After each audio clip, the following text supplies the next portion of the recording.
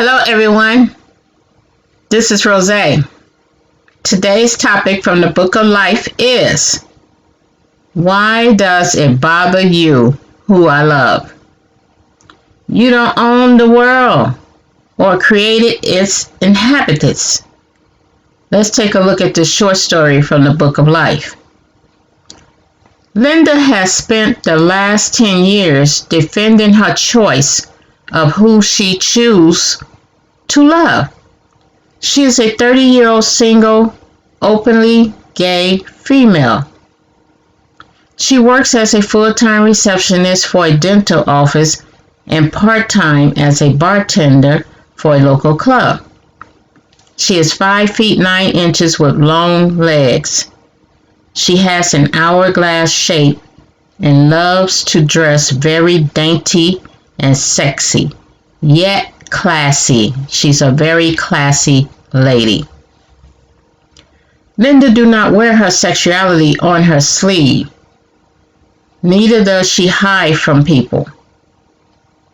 Because of her beauty, she is constantly approached by men asking her out on a date or for her phone number.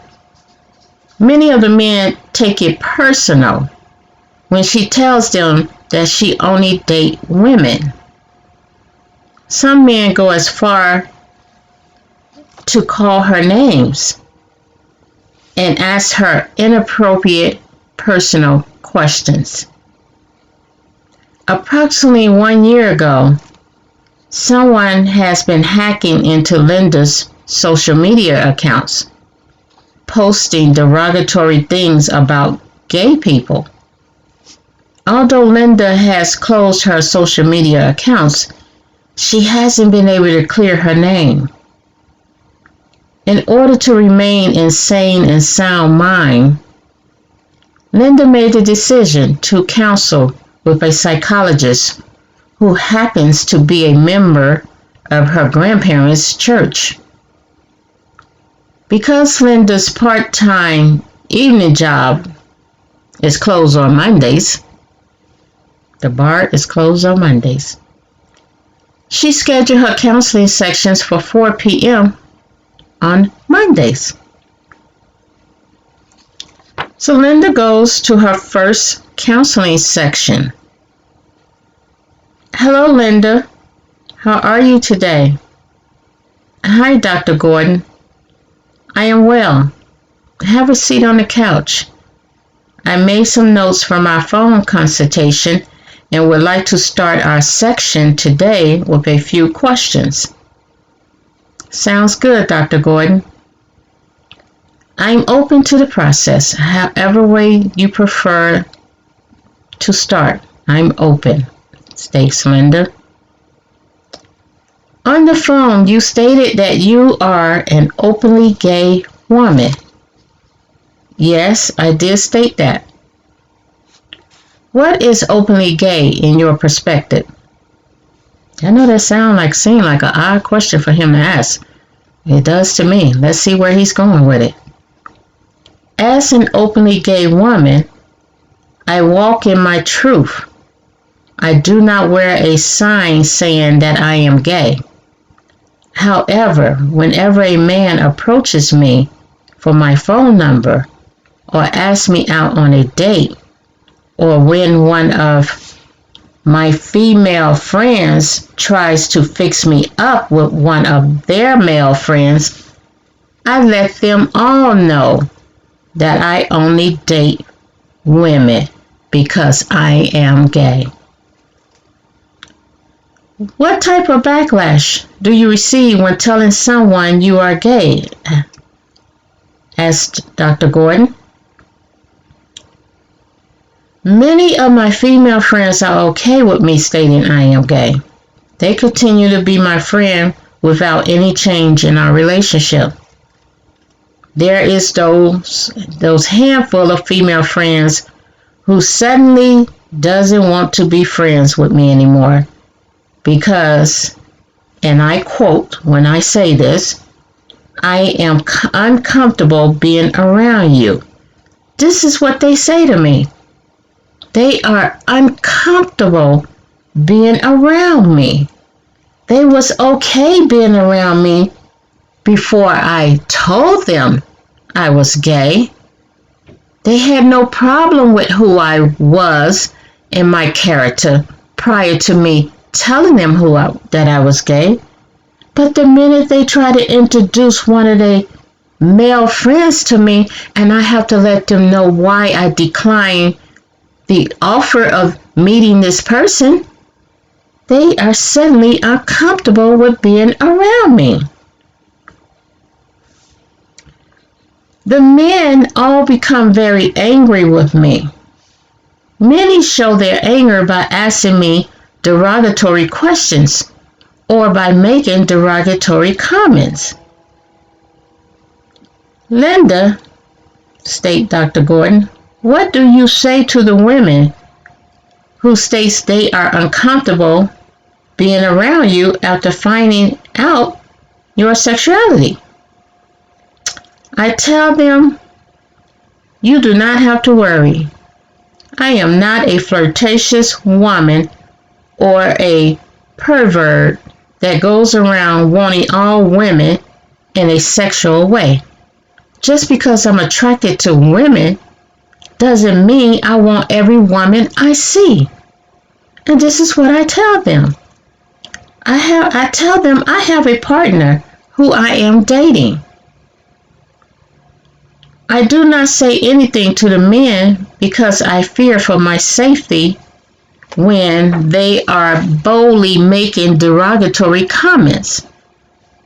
I now carry pepper spray, and I have a .22 caliber handgun in my home that I sleep next to that I have in my dresser drawer next to my bed when I'm sleeping. That's how much I fear for my life. Linda, I can see you are a very confident, intelligent person. I believe I know the answer to my next question. However, I need you to confirm. Why did you choose me to counsel with you? You are a man. You are a Christian who goes to my grandparents' church, and you are a psychologist. Thanks for the confirmation, Linda. I felt after our phone conversation, you are looking to receive insight on how men think from a male perspective. And you are looking to receive biblical insight on why believers are uncomfortable being around a gay person. You feel safe talking to me because of my relationship with your grandparents. Yes, Dr. Gordon, you are correct in your observation. Linda, a man is his ego and his possession. 70% of how men react to life events is with their ego. The other 30% of how men react to life events is possession based. A man is about his possession. He's about the money he has in his bank, his car, the woman he has on his arm. Sometimes he sees her as his possession rather than his partner to cherish. So a man, those are the things that he lives for and think about. His possessions. He likes to hold them dear to him. He likes to brag about them. He likes to have the nicest of the latest so he can flex his muscles and stick out his chest. And a lot of that goes with the 70% of who he is, which is ego. The other, like I said, 30% is possession. If someone says something or do something that stroke the male ego in a positive way, he shows it with a positive response. When the ego has been bruised, it is met with negativity from the man. By no fault of yours. By no fault of yours, Linda. However, the man perceive your reply to him asking for your phone number or to go out on a date with him as a rejection that bruised his ego. See, your reply in the words, your choice of words was received as a rejection, and it bruised the male ego. Especially when the rejection is subliminal, articulated to say, I don't like men or you. See, that's what that man hears. He hears a subliminal message or in what you said. You may have came out and say, I only date women, when as your way of turning him down for giving your phone number or going out on a date. I only date women. But what he hears is, I don't like men or you. I don't like you. So that's a bruise to his ego. Men do not walk around with the same understanding or compassion that women have. Therefore, his only recourse to combat his bruised ego is to hurt the emotional side of you as a female with his derogatory comments. Dr. Gordon, how do you think I should have handled the questions from men without bruising their egos? Linda, it's okay to walk in your truth with confidence and without shame. I don't think you need to share the details of your truth to closed-minded people. Heterosexual people do not respond to the same questions by saying, I am in a relationship with the opposite sex, a male or a female. So a male person, they're not going to say, I'm in a relationship with a female. Or a female person is not going to say, I'm in a relationship with a male when they are rejecting someone. Or when they simply want to say, decline invitation to go out on a date. Or say no to sharing and giving their phone number to someone they just met.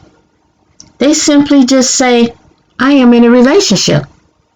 They don't say what sex of a person that they're in a relationship with. Most people say, I am in a relationship. So Linda, I advise you, try using that statement with your next encounter. See how it works for you. You don't have to say, I am in a relationship or I only date women. I'm in a relationship with a woman. I only date women. You don't have to give that type of detail to your truth. It doesn't make it untruthful or it doesn't mean you're lying. It's just that that person don't need to know that. That doesn't mean that you're not living your truth or not speaking your truth. They don't need to know that. Just simply say, I am in a relationship. You shouldn't have to walk around in fear carrying pepper spray or sleeping next to a handgun. Dr. Gordon, that explains why the men responds to me the way they do. But what about the women who no longer feels comfortable around me once I tell them I am gay? Linda, Women are more likely to believe in the principles taught in church by their parents or their grandparents regarding God's Word or the Bible. Women are more likely to believe, so they handle things differently. It doesn't matter if the woman go to church or not. It does not matter. They are more prone to believe in some type of biblical principle, even if they do not fully understand the principle they are following. They hear things passed down to them from their parents or their grandparents, and they have followed what was passed down to them without even having understanding as to why they're following or what does it mean. The discussion of homosexuality has always been a taboo in the church. The topic is swiftly mentioned whenever the preacher teaches on Solomon and Gomorrah. The preacher normally points out God's anger for the type of sin rather than for the sin itself. See, that's where the confusion comes in for most people, because they so used to hearing the preacher pointing out the type of sin because of the type of people and what they did in Sodom and Gomorrah. Their sin was so open and it was so known, and they didn't hide it, and they had no remorse and no repentance in their heart, and they didn't care who they hurt. They walked around, this city walked around where it was hard to even find one righteous or two righteous. When you think of that story, when the preachers preach it, I think they end up finding 8 righteous people in the city. And that prolonged God from destroying it right then and there in order to get the 8 righteous out of the city. So that goes to show you that that was a city that was filled of a lot of sin, unrighteous people whose heart just was not right, whose heart was more prone to living in their sin than repenting and having a relationship with God. Their heart was closed. Their mind was closed. So the focus a lot of times, as I stated, when the preacher preached that topic, is about the type of sin, not the sin itself, which lead people to believe there is a hierarchy to the type of sin. Most believers that you talk to going to tell you that your sin may be greater than my sin, because they believe there's a hierarchy to the type of sin. People tend to believe they will be destroyed in the same manner as Sodom and Gomorrah if they are among homosexuals. That's what they believe. They believe they can't associate with homosexuals because they're going to be destroyed. Or they're saying that they accept it. That I accept this sin. That I'm saying this sin is okay. Because in their mind, that's what they see it as, a sin. They see that as a sin because that's how it's, and so they feel that if they are among people like that, they are saying, I agree and I am condoning, and therefore I'm going to be destroyed. But that just goes to show you how people's minds are closed-minded. They are closed-minded thinkers. They receive something that was passed down to them from one generation to the next without full understanding because they are lacking in relationship with God. So we all have a right to live within our beliefs. We all have a right to live within our beliefs. God gave us a free will. He gave us a right to choose to make decisions that are good, and we also have a right to make decisions that are bad. But he hopes that we would form a relationship with him and help, so that we can help be guided in the right direction. And he gives us laws in order for us to have knowledge and understanding of how to direct ourselves away from things that is contrary to who he is and contrary to what how he want our life to be for us, the choices that he would like to see us make.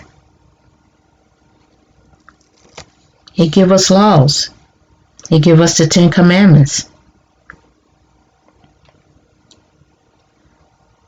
No one has to answer to God for someone else's sin. That's the thing that we have to understand. No one has to answer to God for someone else's sin. So hopefully these women grow in their relationship with God. So will their understanding in not judging people because they sin differently from how they may have sinned. And that's what the issue is. People judge other people's sin and not their own sin. And because someone else's sin is different from their sin, they judge them as being this horrible person that they can't be around. And this is not to judge you by me using the word sin. This is not for me to judge you, because I prefer a person to have a relationship with God and know what their own sins are. It's not for me to tell you that you are in sin, but I just want to lead you to God and lead you to be in relationship with him. Because the beautiful thing about being in relationship with him, your heart would be open up to know. Your mind would be open up to know for yourself, even if you did not read it in the book. It's something about being in relationship with him where he compels you to feel something when you are in right standing, when you are going down the right path, and then you feel something else when you not, that doesn't feel right. I can feel a detachment from God. I can feel that I'm separating myself from God with this move I'm making, with these thoughts I'm having, with this action that I'm taking. I can feel a separation because something just don't feel right in my spirit. I just don't feel. It's a difference from when I'm in good standing with him, in righteousness with him, when I am in relationship with him, when I am in communication with him. When I'm at that place, the feeling is different. And that's where we should lead people. It's not for people to judge you.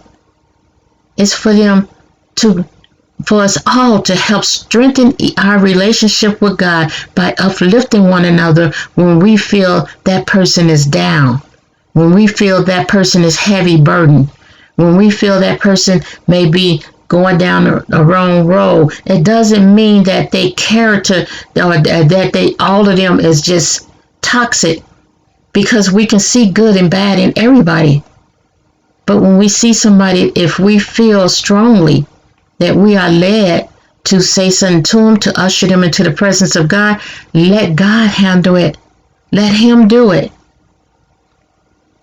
And that's what I think we should do, rather than call out somebody else's sin and say, this is my perception of what you're doing, and therefore I'm going to call you out on it, but I'm not calling myself out. I think if we all look in the mirror and judge what we see in the mirror, or determine what we see in the mirror, what sin we doing, we'll be a better people. And just spend relationship with other people, showing them the God that's in you. Usher them into his presence. Not beat them on top of the head because you the sin police. Just give them an opportunity to get to know him. And that's what I think these women needs to do, is form a relationship with God. I am not personally saying your way of living, as I stated, is a sin. I'm not personally saying that. I'm not going to personally say that. But I can just say to you that I pray that you have a relationship with God and you allow him to guide you. Be open to what his spirit teaches you and show you. Be open to the wisdom that you get from being in relationship with him. I'm simply saying it's not my responsibility. It really is not my responsibility to determine if you are living in sin due to your sexuality. But as your brother in Christ, I do encourage you to just be in relationship with God. I am here to show you God's love without judgment. That's what I'm here to show you. Through me, through the love that God put in me, I'm here to give that love out to you and show you his love, because that's what's going to draw you, his love. This doesn't mean that I do not fruit inspect because I do not judge. It doesn't mean I do not fruit inspect. A person character, I do fruit inspect to see if I want to associate with a person or not. Now, fruit inspect is totally different from judging a person based on sin, because a person can have a corrupt character. Every time they come around you, it's negativity all the time. It's darkness all the time. Whether you know what they sin is or not. You're not focused on how they sin or what type of sin they have, just their character. There's no fruit there. They just want to bring you down every time they're around you. Or they want to talk negativity about somebody else all the time. Want to whisper in your ear and tell you about this person and about their life and how it's not good and how they doing this. And they want you to see that person through their eyes or through the lies they tell. It's something wrong with that person's character in my eyes. I'm looking at their fruit. Who gives you the right to say how a person is supposed to be and live their life? What fruit are you bringing? How is your fruit? Is it fruitful? Is it fresh? Is it ripe? Or is it rotten? How is your fruit?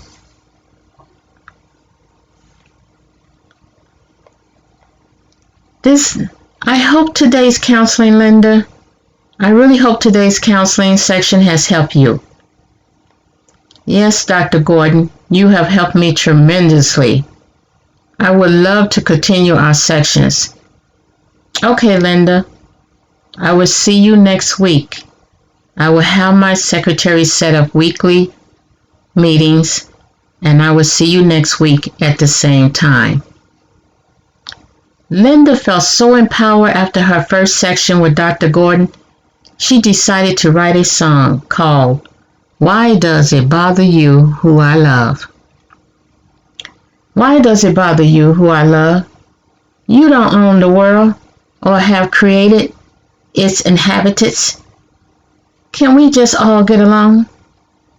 There is more than enough space to not cross or trample on the path of each other's belief. God created male and female in the image of love. If you feel I have stepped outside of God's love into darkness, then be a light to guide me back with love. Guide me back with love. I am not saying you have to follow me or approve my decisions. I'm not saying that. I am simply saying if your light is shining bright, darkness cannot dominate it. When you verbally or physically attack me for being different, which one of us is walking in darkness? So I say this, when you verbally or physically attack me for being different, which one of us is walking in darkness? Or is it both of us? So I ask you again, why does it bother you, who I love? After 2 months of weekly counseling, the tools and advice given by Dr. Gordon have been life-changing for Linda. Linda has noticed a change in people interactions towards her. The derogatory comments or questions from men has stopped. No longer are female friends disassociating themselves from her. When she introduces her partner to people, they are met with warm greetings. The both of them are met with warm greetings.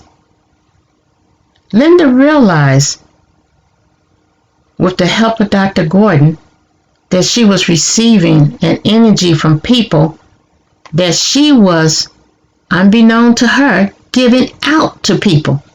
She didn't realize when they responded to her the way they did, based on what she said to them, that she was giving out an energy that she was receiving back from them. Linda has a new song in her heart called Love. It goes, love is patient, love is kind, it does not envy, it does not boast, it is not proud, it is not rude, it is not self-seeking, it is not easily angered, it keeps no record of wrongs, it does not delight in evil, it rejoices with the truth. It always protects. It always trusts. It always hopes. It always perseveres.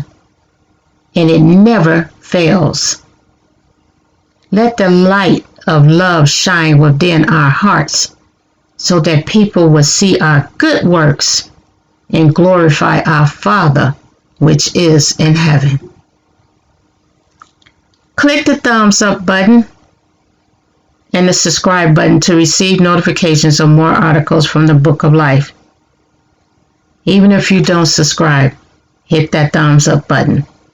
Be blessed, be safe, peace.